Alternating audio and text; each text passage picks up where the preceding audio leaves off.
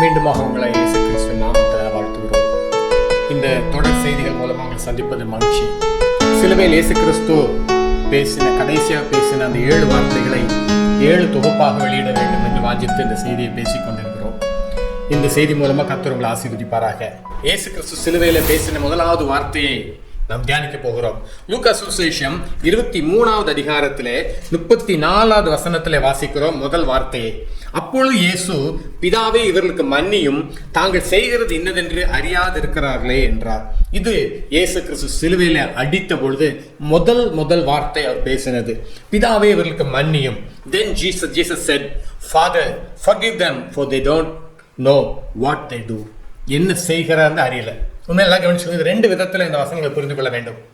நெசமாவே அங்கே இருக்கிறவங்களுக்கு தாங்கள் அடித்து கொண்டிருக்கிறது தேவனுடைய குமாரன் அவங்களுக்கு தெரியல. அடுத்து இப்படி இயேசு கிறிஸ்து சிலுவையில் அடிக்கப்படுகிறதுக்கு ஒரு காரணம் பாவிகளாகி நாம். இது 2ஐயும் நல்லா புரிந்து கொள்ளணும். இந்த இயேசு கிறிஸ்து சொன்ன முதல் வார்த்தை, பிதாவே, இவர்களுக்கு மன்னியும், தாங்கள் செய்வது என்று அறியாதிருக்கிறார்கள். ஏன்னா நீங்க அப்போஸ்தலர் நடவடிக்கைகள் நிருபங்கள் எல்லாம் வாசித்து தெரிஞ்சு கொள்ளலாம். ஏன்னா அப்போஸ்தலர்ல 3வது அதிகாரம் 15வது வசனத்தை நான் வாசிக்கிறேன், கேளுங்கள். அப்போஸ்தலர் 3வது அதிகாரத்தின் 15வது வசனத்தை நான் வாசிக்கிறேன். ஜீவாதிபதியை கொலை செய்தீர்கள், அவரை தேவன் மரித்தோர்ந்து எழுப்பினார், அதற்கு நாங்கள் சாட்சிகளாக இருக்கிறோம். அடுத்து 17வது வசனத்துல, சகோதரரே, நீங்களும் உங்கள் அதிகாரிகளும் அறியாமையினால இதை செய்தீர்கள் என்று அறிந்திருக்கிறேன். பேதுருனுடைய பிரசங்கம் அற்புதம் நடந்ததுக்கு அப்புறமாக மீண்டும் அவங்கள கூப்பிட்டு விசாரிக்கும் சொல்றாங்க, ஜீவாதிபதியை நீங்க கொலை செய்தீர்கள், ஆனா அதை நீங்கள் கொலை செய்தீர்கள் உண்மைதான், ஆனா நீங்க இதை அறிஞ்சு செய்யலன்றத சொல்றாரு. அங்க இருக்கிற பிரதான ஆசாரிகள் இஸ்ரவேல் ஜனங்களை பார்த்து சொல்றாரு, நீங்க இது தெரிஞ்சு செய்யல.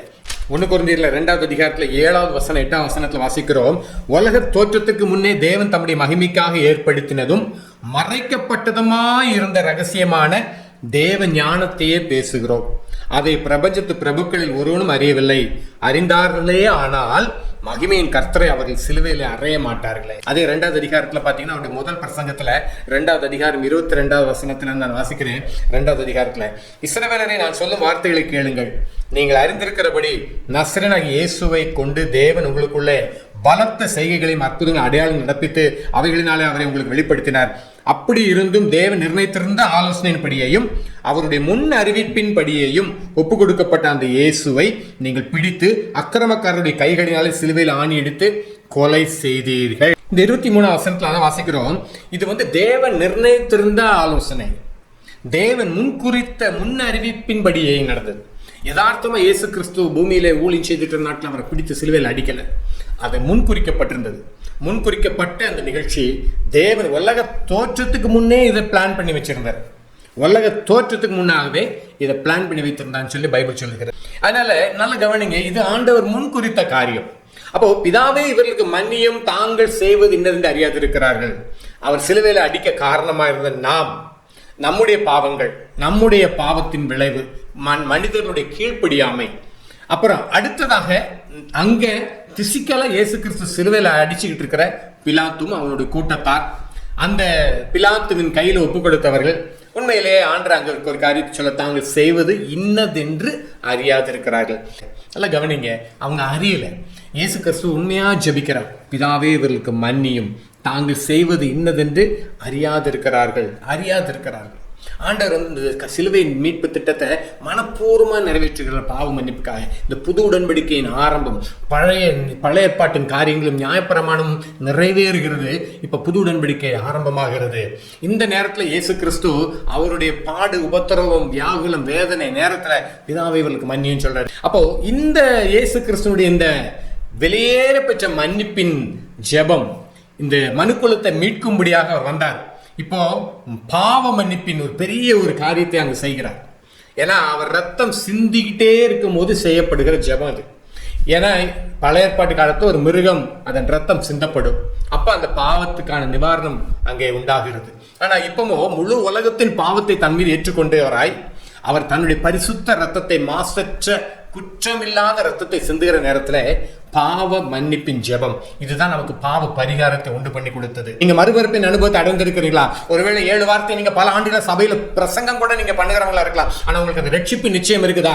நீங்க மறுபிறப்பின் அனுபவத்தை பெற்றிருக்கிறீங்களா? இயேசு கிறிஸ்து உங்களுடைய இருதயத்தில் வாசமா இருக்கிறாரா? அவருடைய பரிசுத்த ஆவியானவர் உங்களுக்குள் நிலைத்திருக்கிறாரா?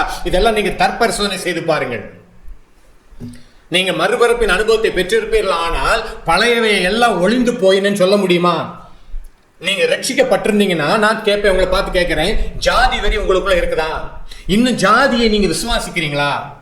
ஜாதியை விசுவாசிக்கிற நீங்கள் எப்படி பைபிளை நம்புறீங்கன்னு சொல்ல முடியும்? பைபிள்ல ஜாதியை ஆண்டவர் அப்படி உண்டாக்கலையே, ஏற்ற தாழ்வுகளை ஆண்டவர் உண்டாக்கலையே. ஆனா நீங்க ரட்சிக்கப்பட்டீங்களா? தயவு செஞ்சு மீண்டும் கேட்கிறேன், இயேசு மன்னித்த நாம மன்னிக்க வேண்டும், இயேசு மன்னித்த நாம் மன்னிக்க வேண்டும் சொல்லி அதுக்குள்ளேயே இந்த பிரசங்கங்களை முடித்திருக்கிறார்கள். ஆனா இதுவோ உங்கள் ரட்சிப்புக்கான வார்த்தை. ஒவ்வொரு மனிதன் ரட்சிக்கப்பட என்பதற்கான வார்த்தை. பண ஆசை, பொருளாசை, சொத்தாசை, நக ஆசை, இல்ல பழைய மனுஷனுடைய ஜென்ம சுபாவங்கள் இதெல்லாம் சாகடிக்கப்பட்டுச்சா? மறுபிறப்பின் அனுபவத்துக்குள்ள வந்திருந்தீங்கன்னா ஆவியில் பிறந்தது ஆவியா இருக்கும். ஆவிக்குரிய சிந்தை உடையவர்களா இருக்கிறீங்களா? பரிசுத்த ஆவியினால் நிறைந்த ஒரு வாழ்க்கை வாழ்கிறீர்களா? இப்போ செத்தாலும் பரலோகம் போவேன் என்ற நிச்சயத்தோடு இருக்கிறீங்களா? ஊழியர்களே, சாவு வீட்லயாவது உண்மையை பேசுங்களேன். கொஞ்சம் பேர் மனம் திரும்புவாங்க. சாவு வீட்லயா நீங்க உண்மையை பேசுங்க தயவு செய்து. ஆனா இந்த மறுபிறப்பின் அனுபவத்தை நீங்க பெற்றிருக்கிறீங்களா? பிதாவே இவர்களுக்கு மன்னியும் சொல்லி ஆண்டவர் அந்த ஒரு புது உடன்படிக்கையின் பாவ மன்னிப்பின் மீட்பை உண்டு பண்ணி வைத்தாரே, அந்த மீட்பின் அந்த ஜீவ நதியில முங்கி எந்திரிச்சிருக்கிறீங்களா? ஏன்னா இயேசு கிறிஸ்துவினுடைய சிலுவை குறித்து நாம கொஞ்சம் கூட அறிந்திருக்கணும். ஏன்னா 2 கொரிந்தியர்ல 5வது அதிகாரம் 17 வசனத்தை நான் வாசிக்கிறேன். 2 கொரிந்தியர் 5வது அதிகாரம் 17 வசனத்தை நான் வாசிக்கிறேன். இப்படி இருக்க ஒரு கிறிஸ்துவுக்குள் இருந்தால் புது சிருஷ்டியா இருக்கிறான், பழையவைகள் ஒளிந்து போயின, எல்லாம் புதிதாயின. எல்லாம் புதிதா இருக்குதா? எல்லாம் பழையன்னு ஒளிந்திருக்க அவங்க வாழ்க்கையில? நீங்க இன்னும் அதே ஜாதி பெருமையை பேசிட்டு, ஜாதி பாகுபாடை பார்த்துட்டு ஜாதியை நம்பிட்டு இருக்கிறீங்களா? நீங்க கிறிஸ்தவர்களே அல்ல. நீங்க 7 வார்த்தை 7 வருஷமா இல்ல 15 வருஷமா கூட சபைகள்ல நீங்க பேசிட்டு இருக்கலாம், பிரயோஜனமே இல்லை. நீங்க ரட்சிக்கப்பட்டிருக்கீங்களா? தயவுசெய்து இன்னைக்கு இந்த ஒரு கேள்வியை ஒருத்தருக்கு ஒருத்தர் கேட்கணும். இன்னைக்கு சபைகள்ல நம்ம ஒருத்தரை பார்த்துட்டு அந்த கேள்வி கேட்க ஆரம்பித்தாலே போதும். அது வெகு அபூர்வமான சில சபைகள்ல கேட்கறாங்க, நீங்க ரட்சிக்கப்பட்டிருக்கிறீங்களா? எப்படி ரட்சிக்கப்பட்டீங்க? எப்ப ரட்சிக்கப்பட்டீங்க? உங்கள் மறுபிறப்பின் அனுபவம் எப்படி? நீங்க ரட்சிக்கப்பட்டு மனம் திரும்பி ஞானஸ்தானம் எடுத்தீங்களா? இல்லைங்க, குழந்தையா இருக்கும்போது எடுத்தேன்னு யாரோ சொன்னாங்க. ஐயா, இதெல்லாம் உங்க சுயாதீனத்தோடு நீங்க செய்ய வேண்டியது, நீங்க அறிந்து செய்ய வேண்டியது. நீங்க மனம் திரும்பி ரட்சிக்கப்பட்டு ஞானஸ்தானம் எடுத்து உண்மையிலே ஆண்டவருக்கு ஒரு புதிதாக்கப்பட்ட வாழ்க்கையை வாழ்றீங்களா? கலாத்தியர் 6வது அதிகாரம் 15வது வசனத்தை வாசிக்கிறேன். கிறிஸ்து இயேசுக்குள் விருத்த சேதனமும் ஒன்றுமில்லை, விருத்த சேதனம் இல்லாமையும் ஒன்றுமில்லை, புது சிருஷ்டியே காரியம். ஐயா, இன்னைக்கு அதான் தேவை. அந்த புது சிருஷ்டி, அந்த பழைய எல்லாம் ஒளிந்து போயின, எல்லாம் புதிதாயின. இந்த ரட்சிப்பு ரொம்ப முக்கியம். கொலோசியர் 1வது அதிகாரம் 14வது வசனம் வாசிக்கிறோம். குமாரனாகி அவருக்குள் அவருடைய இரத்தத்தினாலே பாவ மன்னிப்பாகி மீட்பு நமக்கு உண்டாயிருக்கிறது. அவருடைய இரத்தத்தினாலே பாவ மன்னிப்பாகி மீட்பு நமக்கு உண்டாயிருக்குது. இன்னைக்கு அந்த பாவ மன்னிப்பாகி மீட்பை சுதந்திரிக்காம 7 வார்த்தைகளை நீங்கள் வருஷம் கேட்டு என்ன பிரயோஜனம்? இல்ல 7 வார்த்தைகள் நீங்க பிரசங்கம் பண்ணி என்ன பிரயோஜனம்? நீங்க ரட்சிக்கப்பட்டீங்களா? இந்த பாவ மன்னிப்பாய் மீட்பை அடைந்தீங்களா? பிதாவே அவர்களுக்கு மன்னியும் சொல்லி ஜெபம் பண்ணினாரே. இந்த மன்னிப்பை குறித்து இதுக்கு முன்பாக ஒரு செய்தி பேசியிருக்கிறேன், அதனுடைய லிங்க் இந்த டிஸ்கிரிப்ஷன்ல கொடுத்துருக்கிறேன். நீங்க அப்புறம் நேரம் கிடைக்குமே பாருங்க.